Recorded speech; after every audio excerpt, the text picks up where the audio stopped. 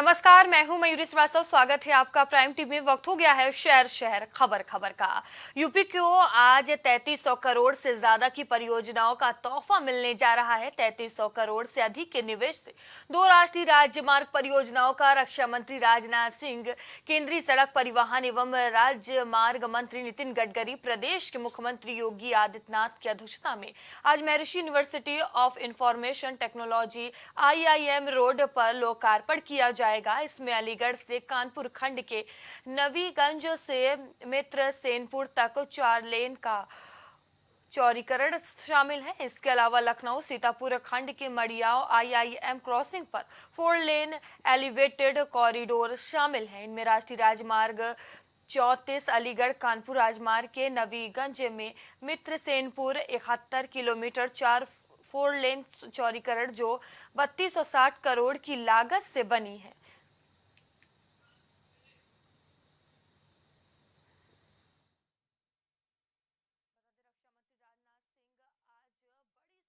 देने जा रहे हैं। रक्षा मंत्री राजनाथ सिंह लखनऊ के 3 दिवसीय दौरे पर हैं। सीतापुर लखनऊ एलिवेटेड कॉरिडोर का भी उद्घाटन किया जाएगा। 3300 करोड़ के प्रोजेक्ट का आज सौगात मिलने जा रहा है। ये बड़ी खबर है। बता दें कि आज सीतापुर लखनऊ एलिवेटेड कॉरिडोर खुलेगा।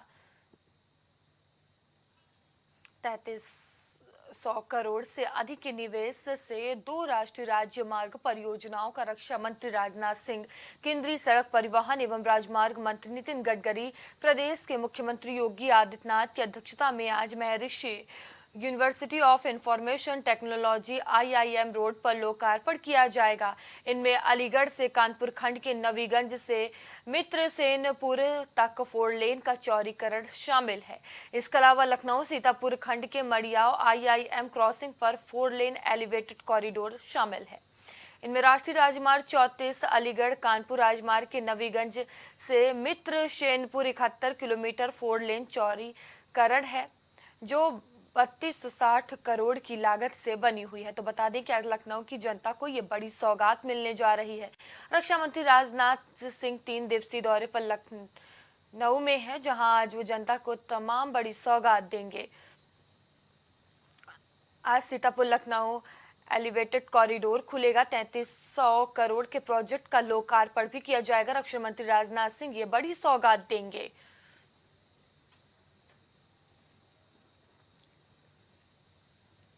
बता दें, रक्षा मंत्री राजनाथ सिंह, केंद्रीय सड़क परिवहन एवं राजमार्ग मंत्री नितिन गडकरी,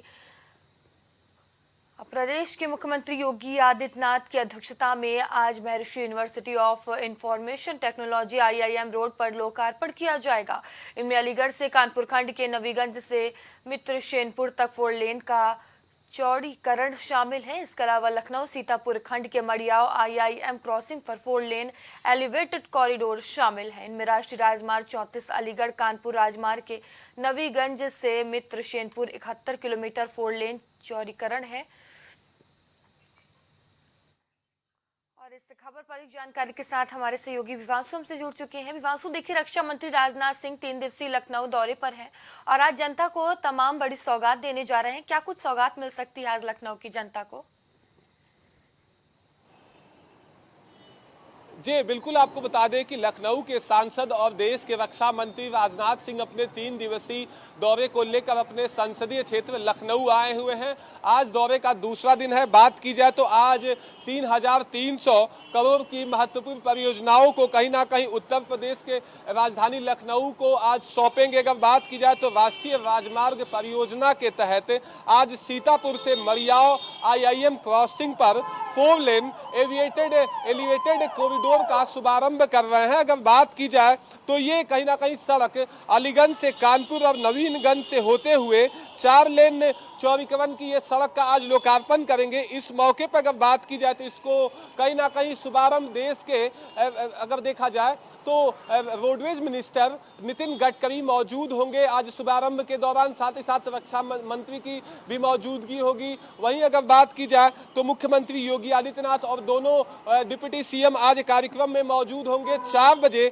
महर्षि university of information and technology पर कार्यक्रम का आयोजन किया गया है, जिसमें अगर बात की जाए तो 4075 करोड़ की 164 विकास परियोजनाओं को कहीं ना कहीं लोकार्पण और शिलान्यास करेंगे। साथ ही साथ अगर बात की जाए तो देश के गृह मंत्री और माफ करिएगा देश के रक्षा मंत्री का संसदीय क्षेत्र है राजनाथ सिंह, कहीं ना कहीं देखा जाए तो लखनऊ आते जाते रहते अपने संसदीय क्षेत्र में कल जहां ओपन जिम की शुभारंभ किए, उसी क्रम में आपको बता दें कि भारतीय जनता पार्टी की तरफ से जो 2019 के चुनाव में कहीं ना कहीं लोक संकल्प पत्र में जो तमाम वादे किए गए थे उसको धरातल पे उतारने के लिए लगातार सरकार प्रयासरत है। उसी क्रम में आपको बता दें कि आज अहम परियोजनाओं का कहीं ना कहीं शिलान्यास से निश्चित तौर से लखनऊ वासियों के लिए राहत मिलेगी, क्योंकि बात करें तो आईआईएम रोड से सीतापुर का जो कहीं ना कहीं सड़क था जो कहीं ना कहीं कानपुर भी जाती थी, उस पर लंबे अरसे से जाम की समस्या देखने को मिलती थी और इस समस्या से निजात दिलाने को लेकर लखनऊ के सांसद कई मर्तबा यहाँ के जनप्रतिनिधियों के साथ ही साथ क्षेत्रीय विधायकों के साथ बैठक कर चुके हैं और आज कहीं ना कहीं शिलान्यास कर रहे हैं, जिससे लखनऊ का ये क्षेत्र कहीं ना कहीं जाम मुक्त होगा और तमाम जो अगर देखा जाए तो कमर्शियल गाड़ी है, साथ ही साथ जो तमाम गंतव्य जगहों के लिए तमाम यात्री निकलते हैं उनके यातायात के लिए सुगम बनाने के लिए आज ये कहीं ना कहीं एक बेहतर कदम उठाया जा रहा है और कम समय में वो अपने गंतव्य स्टेशन पर पहुंच सकेंगे आज के इस सड़क के शुभारंभ के बाद से। जी विवांशु, जैसा कि अभी आपने बताया कि बड़ी सौगात मिलने जा रही है जनता को, तो इस कार्यक्रम में और कौन कौन लोग शामिल होने जा रहे हैं? जी अगर बात की जाए तो देश के सड़क मंत्री यानी कि राष्ट्रीय राजमार्ग मंत्री नितिन गडकरी और बात करें तो मुख्यमंत्री योगी आदित्यनाथ, साथ ही साथ दोनों डिप्टी सीएम केशव प्रसाद मौर्य, ब्रजेश पाठक और तमाम क्षेत्रीय विधायक मौजूद रहेंगे। अगर बात की जाए तो बीकेटी के विधायक योगेश भी मौजूद रहेंगे। वहीं अगर बात की जाए तो लखनऊ उत्तरी के विधायक नीरज वोरा भी मौजूद रहेंगे। साथ ही लखनऊ की मेयर सुषमा खरकवाल भी आज के कार्यक्रम में मौजूद होंगी। आज ये तमाम नेता कहीं ना कहीं आज इस विकास की जो एक गाथा लखनऊ में लिखी जाएगी उसके साक्षी बनने के उद्देश्य से मंच पर मौजूद रहेंगे। अब देखने वाली बात ये होगी कि इस सड़क के इनॉग्रेशन के बाद जो तमाम यात्री हैं जिनका कहीं ना कहीं आशा अपेक्षा था कि जो कानपुर से को जोड़ने वाली सड़क है वो बेहतर बन जाए, जिससे कम समय में जो जाम की समस्या थी उससे निजात मिले और कम समय पे अपने गंतव्य जगहों पर पहुंच सके। जी धन्यवाद भी हमसे जुड़ने के लिए तमाम जानकारियों के लिए।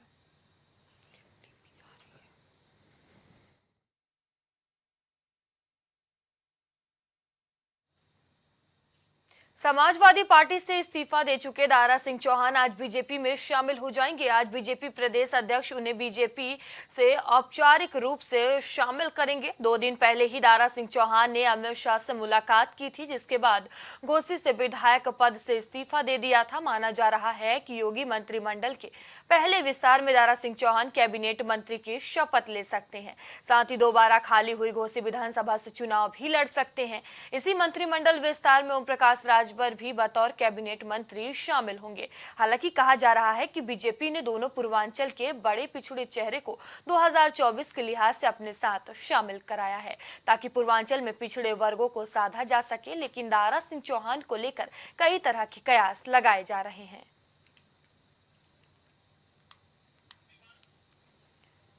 और इस खबर पर अधिक जानकारी के साथ हमारे सहयोगी विवांशु से जुड़ चुके हैं। विवांशु, देखिए, समाजवादी पार्टी से इस्तीफा देकर आज दारा सिंह चौहान भारतीय जनता पार्टी में शामिल हो जाएंगे, क्या कुछ जानकारी? जी बिल्कुल, आपको बता दें कि 20 महीनों के सफर के बाद समाजवादी पार्टी में दारा सिंह चौहान एक बार फिर कहीं ना कहीं अपनी घर वापसी करते हुए आज नजर आएंगे। 12 बजे अभी कुछ ही समय के अंदर दारा सिंह चौहान भारतीय जनता पार्टी के कार्यालय पहुंचेंगे, जहां बात की जाए तो सूबे के मुख्यमंत्री योगी आदित्यनाथ और दोनों डिप्टी सीएम केशव प्रसाद मौर्य और ब्रजेश पाठक की अगुवाई में कहीं ना कहीं फिर एक बार भारतीय जनता पार्टी का दामन थामेंगे। साथ ही माना जा रहा है कि घोसी से आज कहीं ना कहीं अपने विधानसभा की सदस्यता को आज विधानसभा के स्पीकर सतीश महाना को आज इस्तीफा कहीं ना कहीं सौंपा है। उन्होंने 11 11 बजे इस्तीफा सौंपने पहुंचे थे विधानसभा आज दारा सिंह। उनके साथ में अगर बात की जाए तो बीजेपी के प्रदेश अध्यक्ष भूपेंद्र सिंह चौधरी और कृषि राज्य मंत्री बलदेव सिंह औलख कहीं ना कहीं मौजूद रहे। दोनों नेता कहीं ना कहीं भारतीय जनता पार्टी के शीर्ष नेतृत्व में से हैं और इनके द्वारा कहीं ना कहीं आज दारा सिंह को एक बार फिर घर वापसी कराया जाएगा और उनका स्वागत के साथ पार्टी में कहीं ना कहीं अहम जिम्मेदारियां सौंपी जाएंगी। अगर बात की जाए तो 2024 के लिहाज से भारतीय जनता पार्टी का दारा सिंह का पार्टी में वापस आना एक काफी अहम माना जा रहा है, क्योंकि बात करें तो पूर्वांचल के गाजीपुर, मऊ और घोसी क्षेत्र में कहीं ना कहीं दारा सिंह का एक राजनीतिक जमीन मजबूत है और इसके कहीं ना कहीं फायदे आने वाले समय में लोकसभा चुनाव में भारतीय जनता पार्टी को मिल सकते हैं। बात की जाए तो 2022 के विधानसभा चुनाव के दौरान दारा सिंह कहीं ना कहीं सरकार पर SC ST और साथ ही साथ OBC समाज की अपेक्षा का आरोप लगाते हुए अपना इस्तीफा दिया था और आज एक बार फिर भारतीय जनता पार्टी का दामन थामते हुए नजर आएंगे दारा सिंह। जी विवांशु, जिस तरह से भारतीय जनता पार्टी ने एक तरफ ओपी राजभर को और दूसरी तरफ दारा सिंह को अपनी पार्टी में शामिल किया है, तो कहा जा रहा है बीजेपी ने दोनों पूर्वांचल के बड़े पिछड़े चेहरों को 2024 के लिहाज से अपने साथ शामिल किया है। तो इससे क्या लगता है कितना फायदा भारतीय जनता पार्टी को पूर्वांचल में मिल सकता है? जी निश्चित तौर से आपने देखा था कि भारतीय जनता पार्टी को कहीं ना कहीं विधानसभा चुनाव में आजमगढ़ और साथ ही साथ अगर बात की जाए तो गाजीपुर क्षेत्र में काफी नुकसान देखने को मिला था। अगर बात की जाए तो 2017 के विधानसभा चुनाव के नतीजों से अगर तुलना करें तो भारतीय जनता पार्टी के ग्राफ में कहीं ना कहीं घटोतरी देखी गई थी, यानी कि माइनस देखा गया था। उसके ठीक बाद से लगातार बीजेपी अपने जो माइनस था उसको प्लस में करने के लिए, यानी कि जो कहीं ना कहीं कमियां रह गई थी विधानसभा चुनाव में, उसको दुरुस्त करने के लगातार कई तरह से फॉर्मूलों को अपना रही थी। उसी क्रम में अगर बात की जाए तो कल जहूराबाद से विधायक और सुबसपा पार्टी के राष्ट्रीय अध्यक्ष ओम प्रकाश राजभर को NDA में शामिल किया गया। उसके ठीक बाद अगर बात की जाए तो आज भारतीय जनता पार्टी में दारा सिंह चौहान की वापसी के बाद से कहीं ना कहीं पूर्वांचल के खास तौर पे देखा जाए तो बलिया, बनारस, चंदौली, मिर्जापुर और जो आसपास के गाजीपुर, मऊ के क्षेत्र है वहां पर कहीं ना कहीं भारतीय जनता पार्टी को मजबूती मिल सकती है। क्योंकि बात करें तो जब समाजवादी पार्टी के साथ सुबसपा गठबंधन में मिलकर चुनाव लड़ी थी तो आजमगढ़ समेत 5 जिलों में समाजवादी पार्टी कहीं ना कहीं क्लीन स्वीप की थी। तो इसका आगामी जो लोकसभा चुनाव है उसमें निश्चित तौर से नेताओं के भारतीय जनता पार्टी के खेमे में आने से निश्चित तौर से चुनावी नतीजों में कहीं ना कहीं परिणाम देखने को मिलेगा। जी धन्यवाद विवांशु, हमसे जुड़ने के लिए, तमाम जानकारियों के लिए।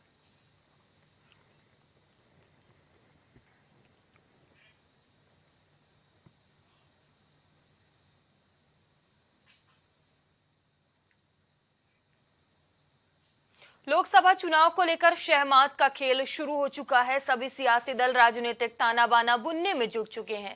सत्ता पक्ष जीत की हैट्रिक लगाने के लिए बेताब है तो दूसरी ओर विपक्षी दल विपक्षी एकजुटता को जोड़ने में जुट गए हैं। 8 जुलाई को पहले से ही तय विपक्षी दलों की बेंगलोर में बैठक के बाद अब सत्ताधारी बीजेपी ने भी दिल्ली के अशोक होटल में NDA घटक दलों की बैठक बुला ली है। बैठक में उन सभी दलों को निमंत्रित किया गया है जो फिलहाल बीजेपी के साथ खड़े हैं, लेकिन मिली जानकारी के मुताबिक कुछ ऐसे दलों को भी इस बैठक में बुलाया जा रहा है जो पहले कभी NDA का हिस्सा रहे हैं।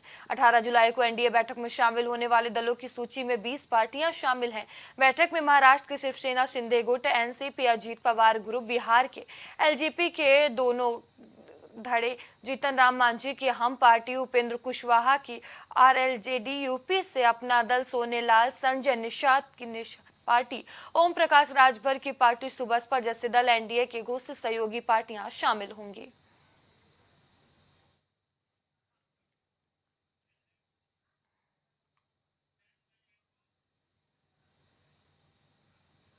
विपक्ष मोदी सरकार को आगामी लोकसभा चुनाव में मात देने के लिए चक्रव्यूह तैयार कर रहा है। वहीं आज सियासी जमावड़ा बेंगलुरु में होगा, जहां 17 और 18 जुलाई को होने जा रही बैठक में विपक्ष शक्ति प्रदर्शन करेगा। इसके अलावा महंगाई, बेरोजगारी समेत कई मुद्दों के साथ बीजेपी को सत्ता से बेदखल करने की रणनीति बनाई जाएगी। इस बैठक में 26 विपक्षी दल शामिल होंगे। कांग्रेस ने सपा रालौत की बैठक के लिए न्योता भेजा है, साथ ही अपना दल कमेरावादी पार्टी को भी न्योता भेजा है, जहां अखिलेश अखिलेश के साथ सपा नेता रामगोपाल यादव मौजूद रहेंगे। अपना दल कमेरावादी पार्टी से कृष्णा पटेल शामिल होंगी। इसके अलावा राजेंद्र चौधरी और राम अचल राजभर भी शामिल होंगे।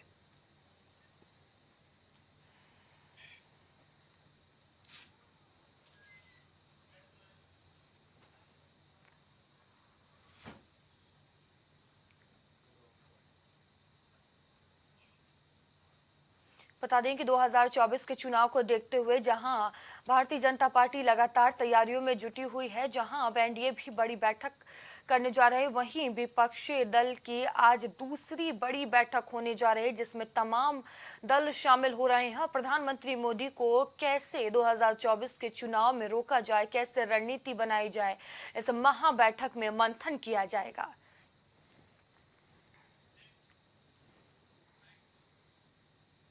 सपा विधायक इरफान सोलंकी की मुसीबतें कम होते नहीं दिख रही हैं। पुलिस विधायक की हिस्ट्री सीट खोलने की तैयारी में है। दरअसल पुलिस ने इरफान से शस्त्र निरस्तीकरण के लिए जो रिपोर्ट डीएम को भेजी थी, उसमें विधायक के खिलाफ 18 दर्ज मुकदमों का जिक्र किया गया, जबकि पूर्व में विधायक के खिलाफ सिर्फ 14 मामले ही दर्ज बताए जा रहे थे। सपा विधायक की राइफल का लाइसेंस पिछले दिनों डीएम कोर्ट ने निलंबित कर दिया था।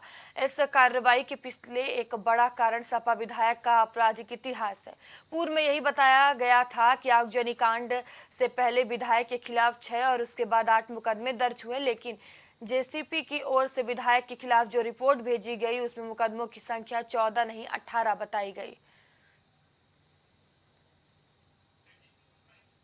बता दें, इरफान सोलंकी की लगातार मुश्किलें बढ़ती हुई नजर आ रही है। इरफान सोलंकी की मुश्किलें बढ़ी हुई हैं।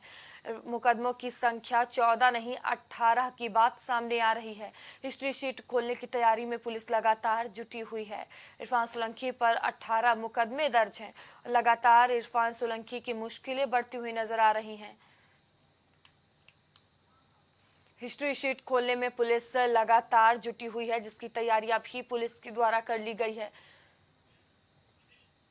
और इस खबर पर अधिक जानकारी के साथ हमारे सहयोगी अनिल हमसे जुड़ चुके हैं। अनिल, देखिए, इरफान सोलंकी की मुश्किलें कम होने का नाम नहीं ले रही हैं, लगातार उनकी मुश्किलें बढ़ रही हैं। अब जिस तरह से बात सामने आ रही है कि उनका 14 मुकदमे दर्ज हैं, लेकिन अब 18 मुकदमे की बात सामने आ रही है, क्या कुछ पूरा मामला? जी, बिल्कुल, मैं बता दूँ कि जो लगातार इरफान सोलंकी की मुसीबतें इस कदर बढ़ती चली जा रही हैं, कहीं न कहीं इरफान सोलंकी चारों तरफ से इस टाइम घिरते नज़र आ रहे हैं। बता दूँ कि अभी कुछ दिनों पहले ही कानपुर कमिश्नर पुलिस के माध्यम से डीएम को इरफान सोलंकी के लाइसेंस के जो असलहे का लाइसेंस था, उसके निरस्तीकरण के लिए एक आवेदन दिया गया था, जिसमें उसमें 18 मुकदमों का ज़िक्र किया गया है। लेकिन कहीं न कहीं जो पहले बातें सामने आ रही थी, वो ये था कि इरफान सोलंकी के ऊपर कुल 14 मुकदमे हैं। 18 मुकदमों के चलते कहीं न कहीं इरफान सोलंकी की जो हिस्ट्री सीट है उसको खोलने का प्रयास किया जाएगा। इसके अलावा बता दूँ कि इरफान सोलंकी पे जो पहला मुकदमा लिखा गया था सन 2008 में उन्नाव से लिखा गया था, जिसमें जान से मारने एवं बलवा समेत करीबन 8 ऐसे गंभीर मुकदमे दर्ज थे।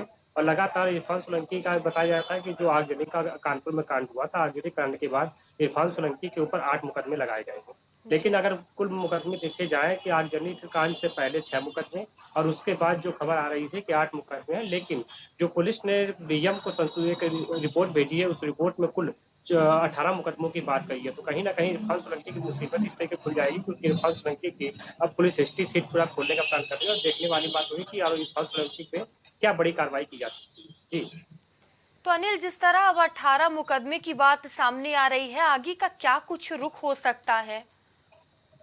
जी, बता दूँ कि कानपुर पुलिस ने पूरी तरीके से कमर कस ली है कि इरफान हम्म। सोलंकी पे जो जितने भी मुकदमे थे, उस पे पूरी तरीके से फास्ट ट्रैक के तहत काम कर रही है। इसके अलावा बता दूँ कि इरफान सोलंकी जिस हिसाब से अभी महाराजगंज जेल में बंद है और उनके जो भाई हैं, वो कानपुर जेल में हैं। लगभग इनके 7 से 8 लोग थे, जो कि गैंगस्टर के मामले में अभी भी जेल में बंद हैं। लेकिन अभी कुछ दिनों पहले ही इरफान सोलंकी को एक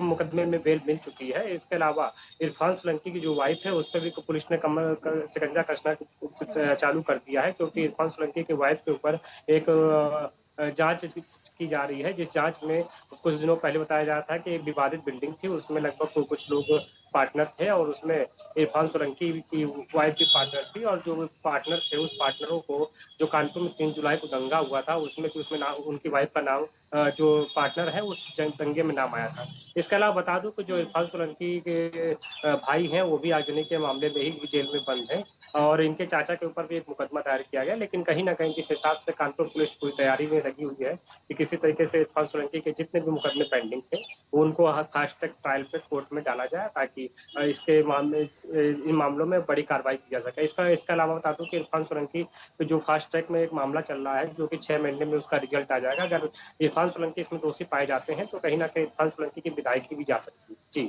जी धन्यवाद अनिल, हमसे जुड़ निकला तमाम जानकारियों के लिए।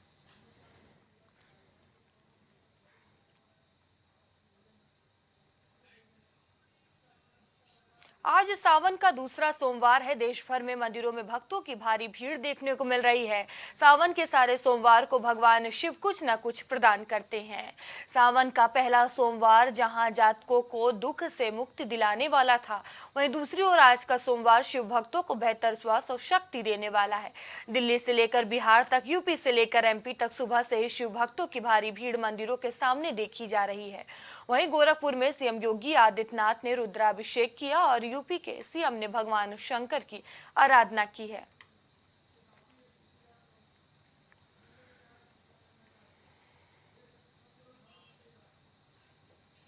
दिल्ली से भोपाल जा रहा वंदे भारत ट्रेन में आग लगने की खबर है। जानकारी के अनुसार सभी यात्रियों को सुरक्षित बाहर निकाल लिया गया है। सोमवार को सुबह रानी कमलपति स्टेशन से निजामुद्दीन के लिए रवाना हुई वंदे भारत की C14 बोगी में कुरवाई स्टेशन के पास बैटरी में आग लग गई। सभी यात्रियों को सुरक्षित निकाला गया है। आग बुझाने के लिए दमकल पहुंच गई है। आग की सूचना मिलते ही यात्रियों में अफरा तफरी का माहौल बन गया।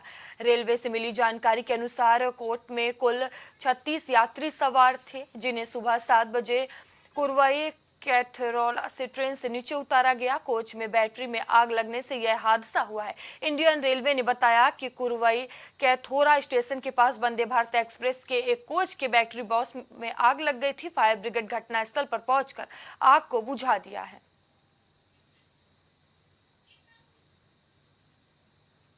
बता दें, वंदे भारत ट्रेन में आग लगी है और सभी यात्रियों को सुरक्षित बाहर निकाल लिया गया है। खबर शहर में अभी के लिए इतना ही। आगे फिर आपसे होगी मुलाकात, तब तक के लिए बने रहिए प्राइम टीवी के साथ। नमस्कार।